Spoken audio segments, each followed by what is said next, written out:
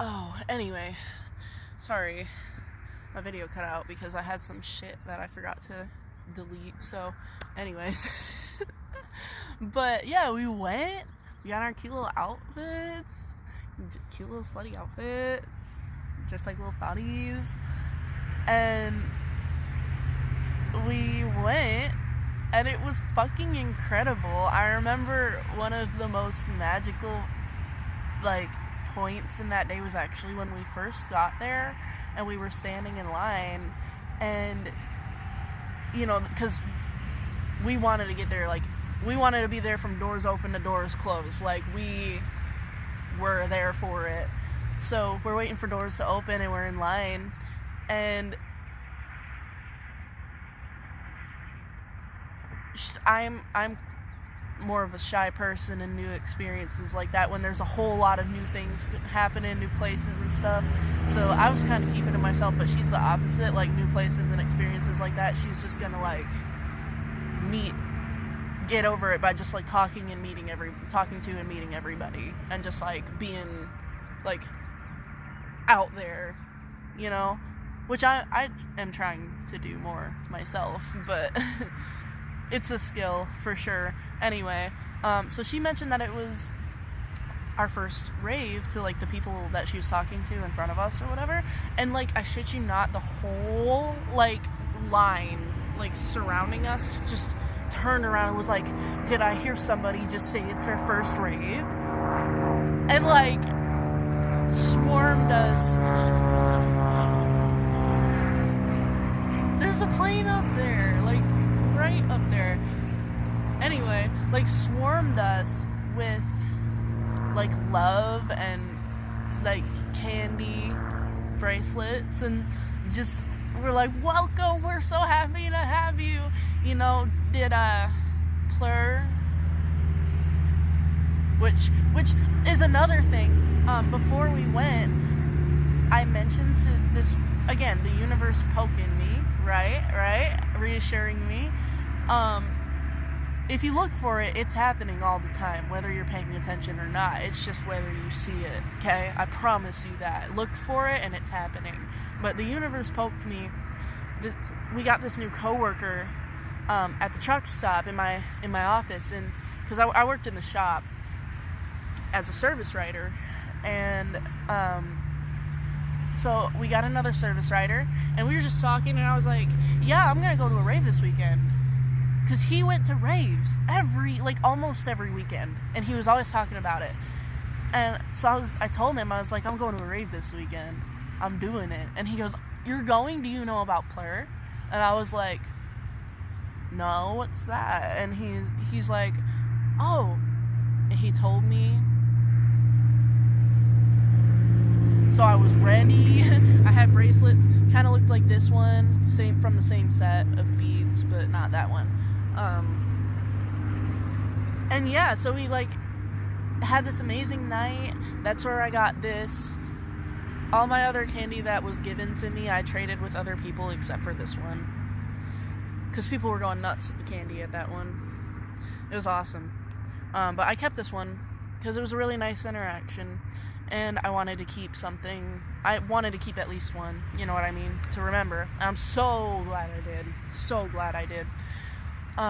But yeah, it was just this amazing night, and it really like lit this fire in me to keep chasing that, because it was like I walked in and I was just immediately accepted. No one cared that I was dancing like a fucking fool, you know, because like I'd never gone out dancing before, the fuck, and like it was just amazing. And it only happened because I followed my intuition and took the steps to get there. Everything that got me to that point was a result of me following my gut, what I knew I wanted, right? So that's why it was so magical. And then, like, I took a couple months, maybe like a month or two before I went to another one, because that was in April. So I think it was actually like 2 or 3 months. Also because I had bought a motorcycle, I followed my intuition when I got my tax return. The little voice in my head said, open up Facebook Marketplace. And right there was this, because I had a motorcycle in high school and then I had to get rid of it because it was trash. But there was this beautiful bike, like, looked so fun. It was a dual sport, so it was a dirt bike, street bike hybrid. And I messaged the guy, I was like, I didn't have enough money. But I messaged him anyway, and I was like, will you take this much? Like, he said this much or best offer. And I was like, how about this? And he goes, well, that would have probably been my lowest, but yeah, we'll do it. And I was like, can I come tonight? And he was like, yeah, sure. So I did, and like, that was amazing too. And having that bike is where I started listening more to reggae music. I've always known in my heart that I love reggae music. I love reggae, beach music, just like feel good, pulsing music that you can't help but like move to. It just speaks to my soul. And so like, because I had first heard it when I was a kid, right? When I was a little kid, there was this person, I lived in a small town, and there was this person that always drove this bright yellow Jeep with the doors off, blasting reggae every day. And like, that just looked, I was like, I want to be like that. You know, like, it made me feel so good, and I was like, I want to be like that. But then I was a kid, so I just kind of, like, forgot about it or whatever. And then I started listening to it more when I got into Sublime, which is more of like a ska punk band with like reggae.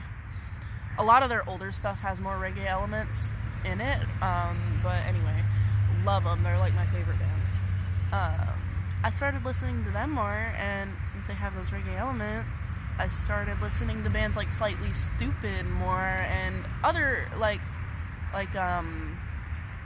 who else got me into it at first? Sister Nancy, 10 Foot Ganja Plant. Those were some of the ones that I started listening to right off the bat, and then some others like Little Stranger that are just like doing their own thing that have those elements in them, but they're just doing their own thing. But yeah, it turns out, like, on my bike, it's great. It was so freeing for me, like, that music and that bike. And so, like, combining it all, I just felt like I was flying. I just felt like I was fucking flying. Again, because I did what I fucking wanted, what I knew I'd always wanted to do. And, like, before, I'd heard people kind of like dog on reggae, because I'm from Michigan. Okay, maybe it would be different if I was from like the West Coast or down south, but like, I'm from Michigan, so like, people don't really hear that, you know. It's very like unusual. Up here it's a whole lot of like indie rock, country, folk type, like folk music, rock type thing. We had a bluegrass festival in my hometown every, you know what I mean, just like stuff like that. Way up north type music, and also lots of we have Detroit, so lots of like rap and hip hop, Motown music, right? Motown music. Not a whole lot of reggae though. So people would be like, what are you listening to? And I'd be like, oh, you're right, sorry, that's weird. But no dude, when I started owning it, I would just fucking play it, and people, every time, this is really good music, I like this. Really? Yeah, you do. Okay, I'm getting off track. Told you I loved the Yap. So anyway, the second rave I went to was called Pretty Loud. It was down in Columbus. That's where I learned about the Columbus, Ohio rave scene. Or like EDM scene. It's crazy, and I didn't even know. And I've been living there for 2 years already. Not in Columbus, but kind of nearby. So it was girls only. So I went, and I was initially supposed to go with someone else, but they kind of like canceled last minute when I was already on my way, and I was like, well, I'm here now, so we're gonna do it.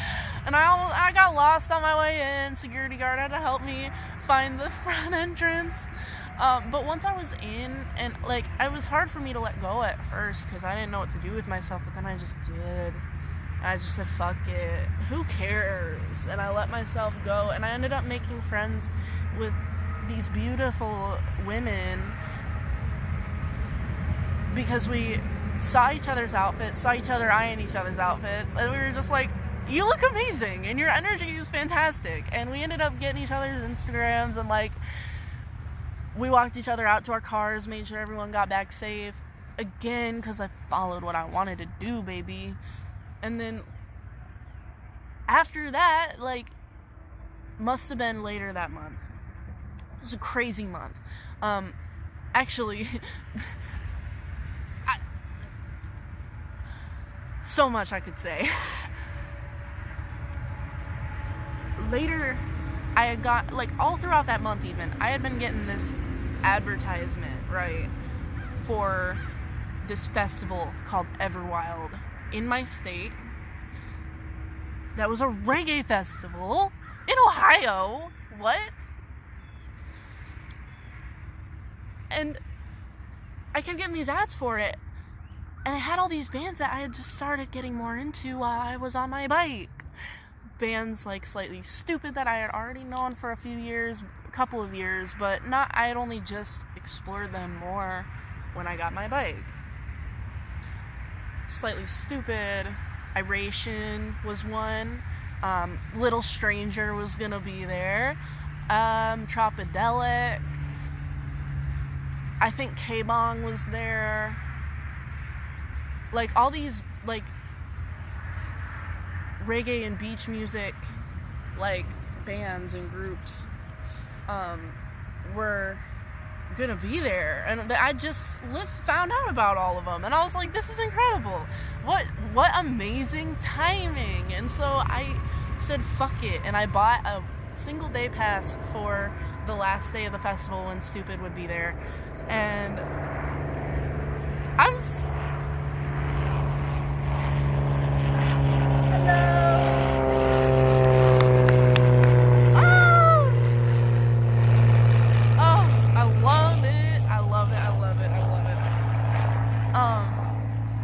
but yeah, I bought a ticket, and you know what happened? The night before I was supposed to go, I was on my way home from work, and I had been having this issue with my brakes where they were always making noise, even when I wasn't braking, and I was like, that's probably not good. And then on my way home, I hit a bump, and one of my rotors on the rear, left rear, just shattered and blew my tire. I was like, no, I'm supposed to take this trip tomorrow. It was like 2 hours away, same state, but 2 hours away. So I was like, fuck. So I like locked in. I was like, I need to make this happen. I didn't know. I was like, if nothing else, because I spent the money on it, but like, I knew it wasn't even about the money. It was that I couldn't, like, I knew I could not miss this. I knew I had to be there. I had to. And so I pulled over at the gas station, filled my car, changed my tire to a spare, took it home, got up early as fuck before sunrise the next day, booked it to the first shop that was opening that morning in town. They were busy till like next week, so I started calling other places that were just opening, and I found one that could get me in that morning, but it would be a couple hours, but I still needed to get my tire changed. Did that, got my brakes fixed, and fucking, it was like 3 p.m. I left town, booked it over to the festival, got there like 5 p.m. maybe, and it was amazing. It was the most magical experience of my life. everyone there was, like, I had to tell everyone what happened. I was like, I almost didn't even make it here. I almost didn't make it here. And now I'm here. Can you believe it? Because I fucking took action and got myself there. I was so proud. But imagine if that had happened on my way. My brakes failed on my way there. I wouldn't have made it. Thank God. Thank God the universe had its hand on my fucking shoulder, dude. But anyway, it was just so incredible.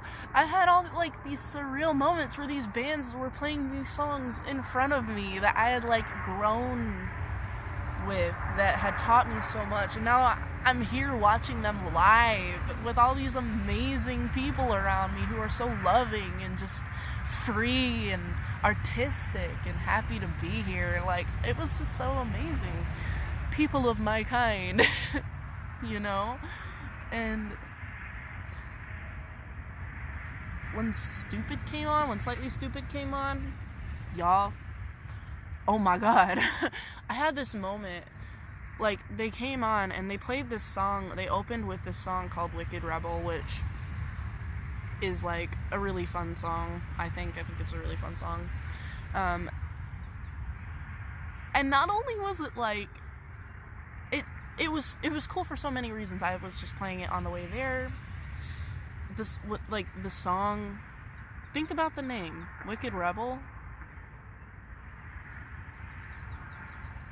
Just saying. And then also, it just hit me that I was there. I had this moment, because I was smoking my doobie, right? I had my doobie in one hand, smoothie in the other. And Stupid was in front of me, playing this song. And I just broke down crying. I burst into tears. I was like, I couldn't even believe it. It was just so, I had this moment where I realized that everything I had done had brought me here. This wasn't by chance. It wasn't an accident. I made deliberate choices to get me to that point. Even the doobie. In my relationship, I had been restricted from smoking when it helps me out a lot. And fuck it, I just like it. I don't even have to justify it. I just like it. It just makes me feel good, and I like that.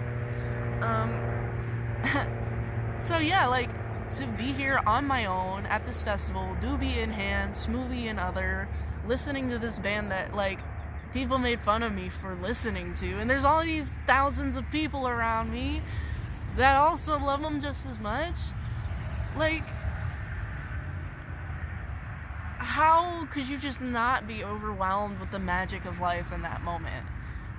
And it was just incredible, and I've been pursuing that feeling ever since, and it's been amazing because it's led me to all these incredible places, and I've met so many people and experienced so much. But, like, I wouldn't be where I am right now in this place that I love if I didn't do all that. Isn't that crazy? But it wouldn't have lit that fire in me to keep going. And that's what's important. That's what's important. You have to find what lights that fire in you, because, again, you already know what that thing might be. At least somewhat. You know that you like a type of music, or a vibe, a style, or a job, or whatever it is. So chase that. And it'll take you to magical, magical, magical places, but you have to take action to get there.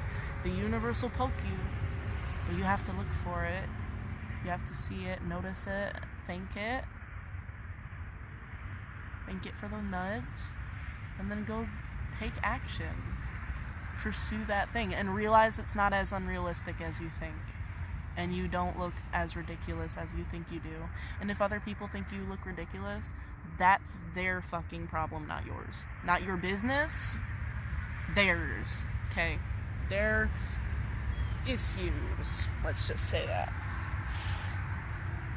I gotta switch because my hips are dying. Ouch. I got old lady joints. Joints. Yeah, I do. So yeah, and another thing I wanted to say, don't do the thing perfectly. Don't do the thing perfectly. Because you won't. Don't worry about it. Do it badly. Get out there and do it badly. Do it badly, but enjoy yourself. Because if you stop worrying about what other people are thinking, and like, oh God, they think I'm stupid for listening to reggae music.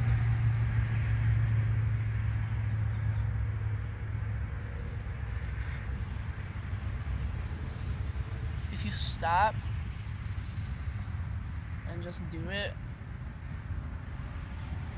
you will actually inspire other people to chase what they want and what they know they love and be their authentic selves. Isn't that amazing? So yeah, I've been yapping a long time. You know what you want. You know already what you want. You just have to take the action to get there, and don't worry about it. Don't worry about doing it perfectly, because you simply won't. You simply won't. And that's okay. That is okay. A-okay. Beautiful, in fact. I think that's one thing that this world of like AI and perfect standardness has taught me, is to recognize the beauty in imperfection, because that's what makes us human, that's what makes us beautiful, and that's what gives us soul. Absolutely. Yeah. Alright, so yeah, that's it. Thank you for listening. I'm gonna do a quick fit check, because that's what I want to do. So, jewelry. Got these earrings that my bestie made for me. They got amethyst and moss and these seashells. One day I'll go through and do jewelry story time, because every single piece has a story. All of it. This is amethyst. My bracelets. Yeah. Yeah. And then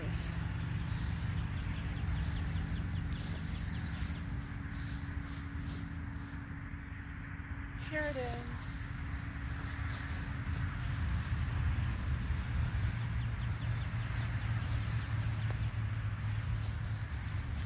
Oh, and we got the DCs on the feet. Don't forget. Don't forget.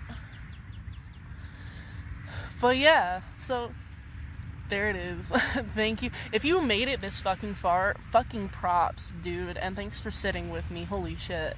Holy shit. Yeah, I hope my words touched at least somebody today, deep down in their heart, where they know that they have these things that they want to do and they're just not doing them. Because you need to do those things. You do.